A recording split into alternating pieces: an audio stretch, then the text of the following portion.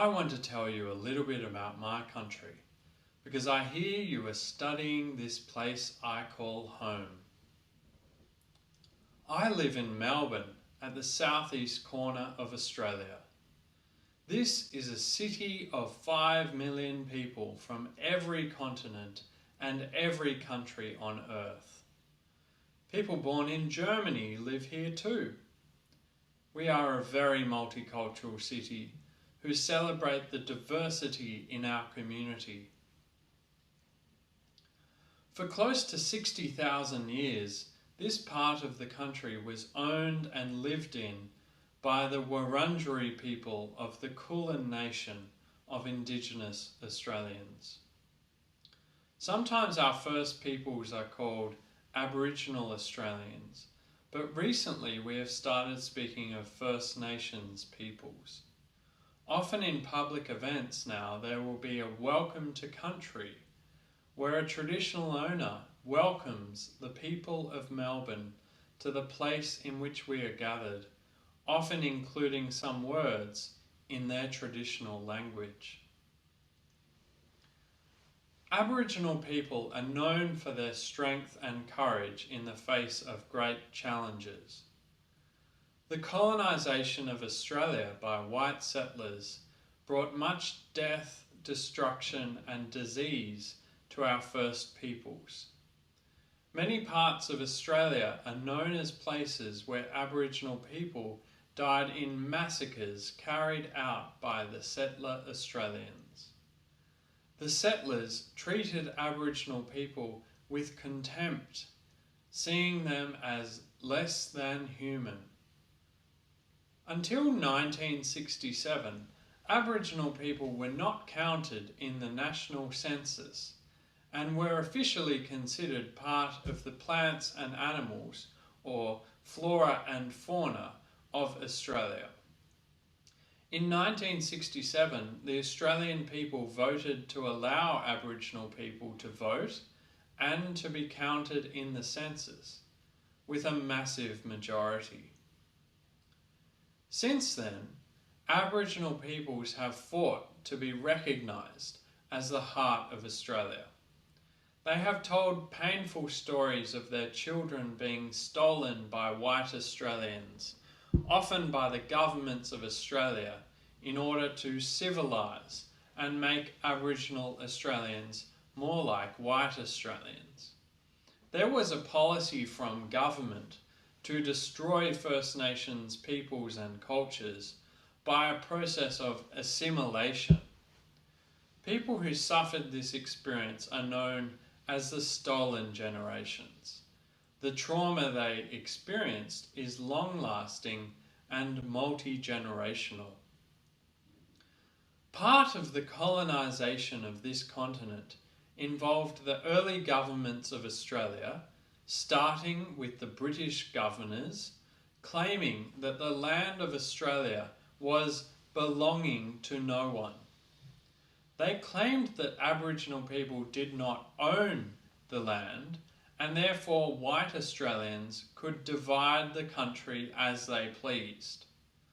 This legal doctrine was called terra nullius and was overturned by the High Court of Australia in 1992.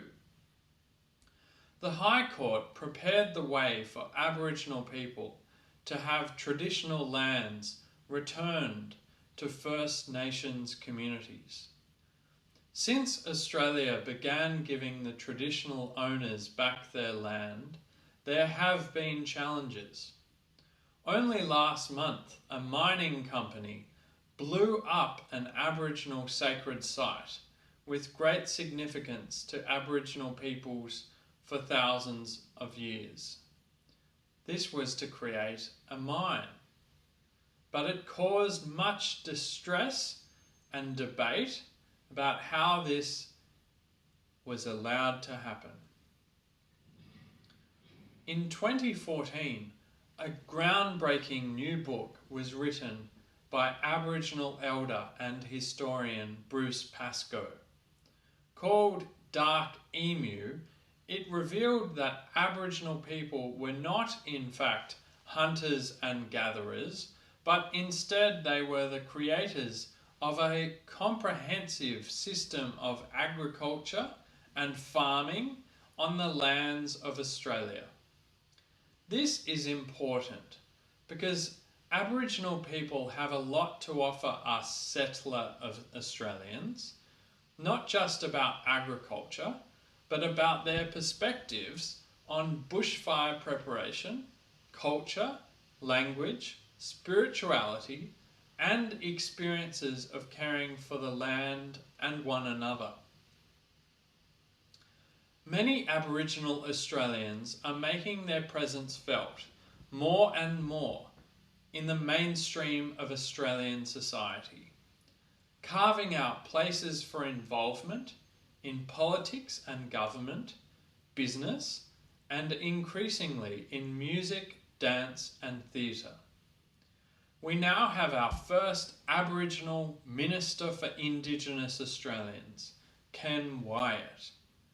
Musicians like Jessica Mauboy, Gurumul, and Baker Boy have made a big impact on the wider culture. The Bangarra Dance Theatre are an important part of our cultural scene, telling Aboriginal stories through dance. A growing culture of actors such as Deborah Mailman and Miranda Tapsell give often compelling performances.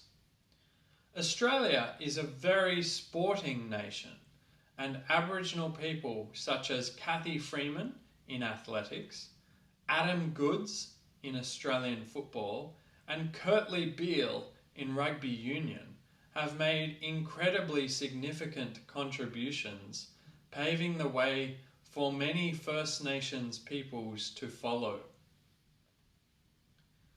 Aboriginal peoples have always been known for their beautiful and unique artwork. I'm going to show you one from a Daly River Aboriginal elder, Miriam Rose Ungama Bauman, who lives in Northern Australia.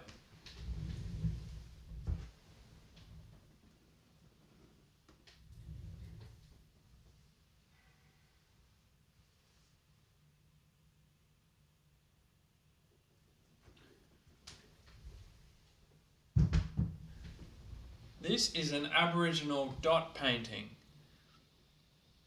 Miriam Rose has started a foundation in her own name for the betterment of her community and for the education of young First Nations peoples.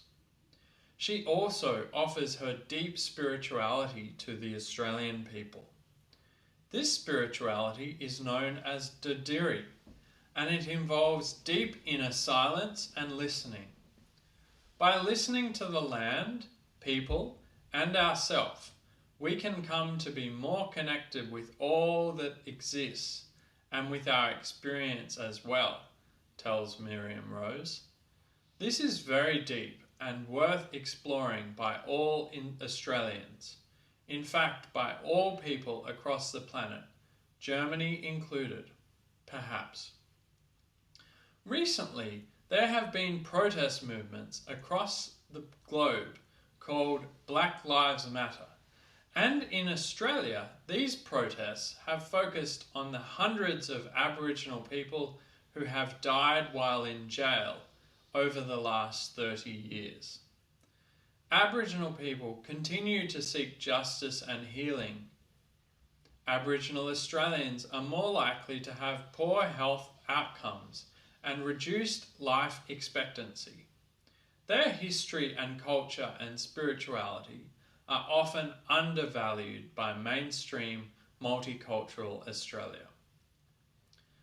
In 2017, an Aboriginal Constitutional Convention was held in Central Australia nearby the large sacred rock known as Uluru.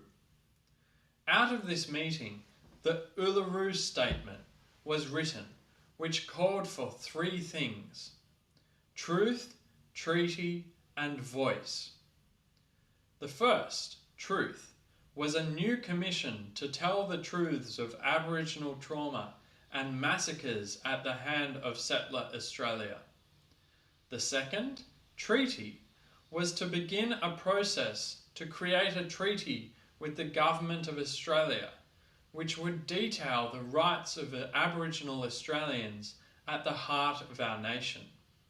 And the third, voice, was about having a permanent voice in the Parliament of Australia. These three demands, truth, treaty and voice, were a very profound call from First Nations peoples to the people and government of Australia. And until they are listened to and acted upon, Australia will not be a land of fairness and hope for our First Nations peoples. I have told the story of my country by speaking about our First Nations peoples. Their stories need to be heard and spoken about first. Everything else comes next. We are a very multicultural nation, but our achievements are built upon the pain and suffering of Aboriginal peoples, and we are now invited to change and become a more mature nation.